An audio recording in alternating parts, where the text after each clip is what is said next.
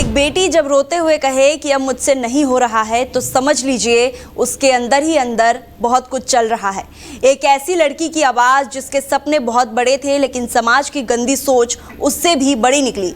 एक तरफ भोपाल की दिशा शर्मा MBA किया, मार्केटिंग की दुनिया में नाम बनाया, फिल्मों में काम किया, मिस पुणे रही, जिंदगी को खुलकर जीना चाहती थी। और दूसरी तरफ ग्रेटर नोएडा की दीपिका नागर, पढ़ी लिखी, सपनों से भरी हुई एक बेटी जिसे उसके माँ बाप ने बड़े अरमानों से विदा किया था। लेकिन दोनों की कहानियों का अंत एक जैसा हुआ, दर्द, प्रताड़ना और मौत।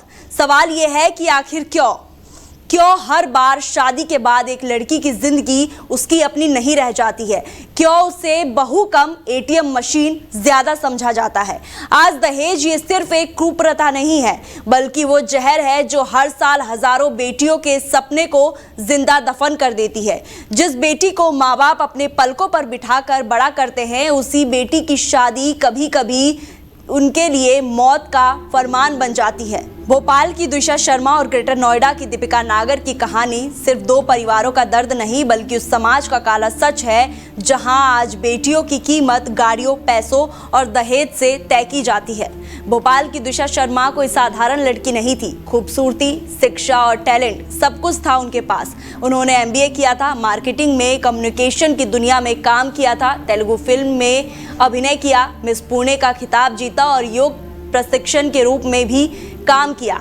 जिंदगी को लेकर उनके बड़े सपने थे, लेकिन शादी के बाद वही जिंदगी धीरे धीरे एक कैद बन गई। दिशा ने अपनी मौत से पहले इंस्टाग्राम चैट के जरिए अपने दोस्त मीनाक्षी को मैसेज किए थे। इस चैट में उन्होंने लिखा था, आई एम ट्रैप्ड ब्रो, बस तू मत फंसना।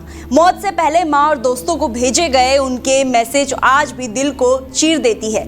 मम्मी, मेरा जीवन नर्क बन गया है। ये सिर्फ शब्द नहीं थे, बल्कि एक ऐसी बेटी की टूटी हुई आवाज़ थी जो अंदर ही अंदर घुट रही थी।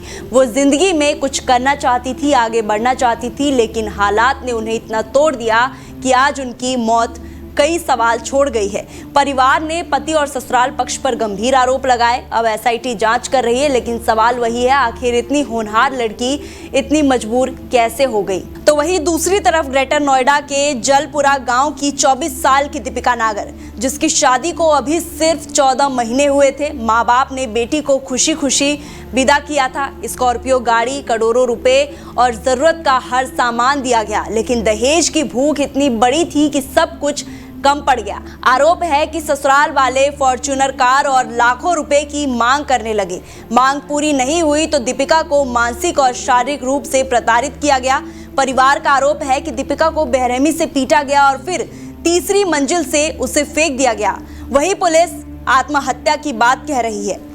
लेकिन एक सवाल हर किसी के मन में है, अगर बेटी बार बार प्रताड़ना की शिकार बन रही थी तो उसकी मौत को सिर्फ हादसा कैसे माना जा सकता है? अस्पताल में पड़ा दीपिका का शव सिर्फ एक बेटी का शव नहीं था, बल्कि उस समाज की सोच की लाश थी जो आज भी दहेज को रिवाज कहकर सही ठहराने की कोशिश करता है। सबसे ज्यादा शर्मनाक बात यह है कि दोनों लड़कियां पढ़ी लिखी, समझदार और सपने देखने वाली थी। एक ने फिल्मों और मार्केटिंग की दुनिया में पहचान बनाई तो दूसरी ने BEd कर अपने भविष्य के सपने सजाए। लेकिन दहेज की आग ने उनकी डिग्रियां, सपने और जिंदगी सब कुछ राख कर दिया। आज सवाल सिर्फ कानून का नहीं है, सोच का है। आखिर कब तक बेटियों को शादी के नाम पर सौदा बनाया जाएगा?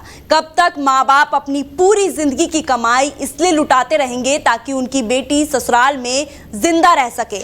और कब तक दहेज लेने वाले समाज में सम्मान के साथ घूमते रहेंगे? जरूरत अब मोमबत्तियां जलाने की नहीं, बल्कि सोच बदलने की है। जिस दिन समाज दहेज मांगने वालों का बहिष्कार करना शुरू कर देगा, उसी दिन कई बेटियों की जान बच जाएगी, क्योंकि दहेज कभी रिश्ता नहीं जोड़ता है, ये सिर्फ रिश्तों को खून से रंग देता है। हर बेटी किसी का सपना होती है, हर कोई बोझ नहीं होता। उसे दहेज की आग में मत झोंको, क्योंकि जब एक बेटी मरती है तो सिर्फ परिवार नहीं टूटता है, बल्कि इंसानियत भी हार जाती है।